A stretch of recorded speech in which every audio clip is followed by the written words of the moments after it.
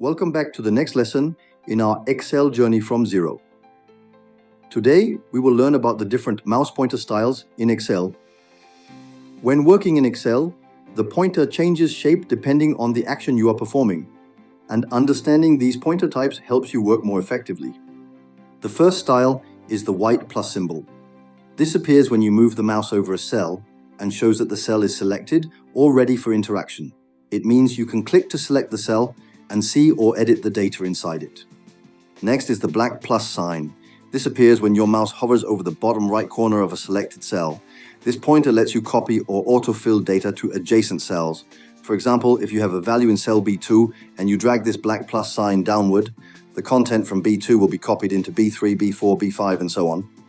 This is a quick way to duplicate or extend your data. Another pointer style appears when you double-click inside a cell. A blinking vertical line shows up, which means you are now in edit mode. This lets you change the content of the cell directly. You will also notice arrow icons when your mouse hovers near the borders of rows or columns.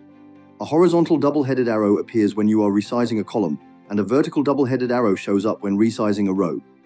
These pointers are useful for adjusting your layout to fit your data more clearly. Understanding these mouse pointer styles will help you navigate Excel more confidently and perform tasks faster and more precisely. Don't forget to subscribe so you don't miss any upcoming lessons as we continue your Excel learning journey.